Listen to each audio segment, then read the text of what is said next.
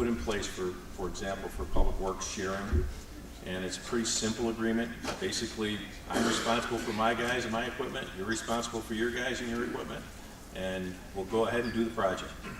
And I think simpler is better. You make it more complex, it's just going to get too out of hand and out of control. You just want to make it as easy as you can to get it done.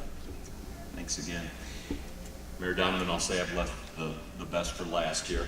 My question's kind of a long one for you here, though. A fundamental misconception about sharing and consolidating services is that it always makes financial and practical sense. In your years as a municipal leader who's worked to share services with other local governments, when has it made sense to do it, and when hasn't it? And are there particular services that lend themselves best to being provided cooperatively? You were worried about a time limit? First of all, if I may, before I answer that question, is just kudos to the leadership sitting here at this table to bring our four associations together.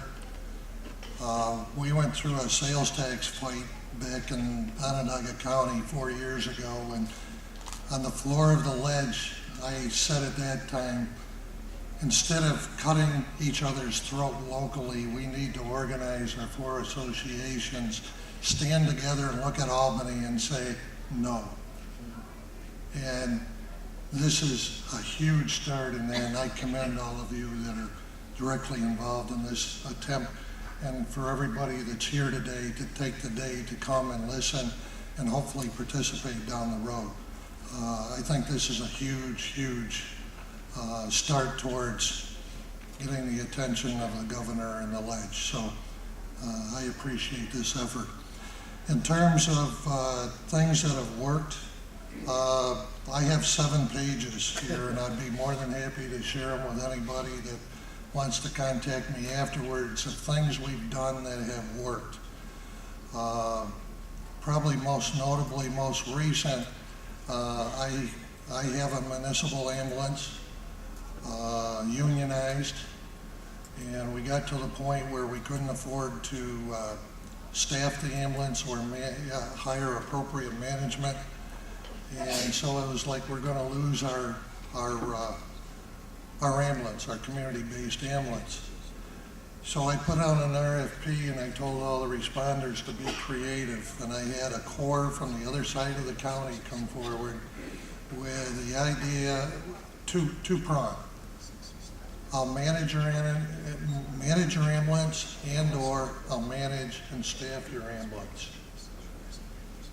We decided we'd like to keep our ambulance in-house, so we tried the management standpoint, and it worked great. About 6 months later, we converted our staff or outsourced our staff. And any of you involved with unions know that that was an interesting day, but we pulled it off. We actually are saving a little bit of money, not much, but a little bit of money. We have superior staff and superior management that we couldn't in our whole imagination be able to afford. So now we have a community ambulance that's doing a great job for us, and a success story. A failure involves, and Ed mentioned this a few minutes ago, we took the broad step with our villages to consolidate our codes into our town. And this wasn't under Ed's leadership, I'll point out. The leadership at that point had his own ideas about how this whole thing was supposed to work. And I don't have to, it's been talked about today, we're all unique in our different levels of government or schools, and codes in the town is completely different from codes in a village. And the town at that point was unwilling to enforce our codes, basically, is what it amounted to. And when I confronted on a couple of occasions the town supervisor at the time, he just threw up his hands and said, you got to do what you got to do. So I did. I pulled out. It put the town at a disadvantage in that they had hired some people, additional people. So that put them in a quandary. And in our scenario, it took us the better part of a year to get our codes back on track, to get somebody on board and catch up with all the people that wanted to avoid what was going on. Ed and I, and the other mayors in the other two mayors in our town are having some general discussions about maybe getting back together again at some point. It's not gonna happen overnight because of the lack of success initially, but those are two scenarios, one on each side, and like I said, I got a whole list, of which I expect Governor Cuomo to honor, including the 1985 police merger.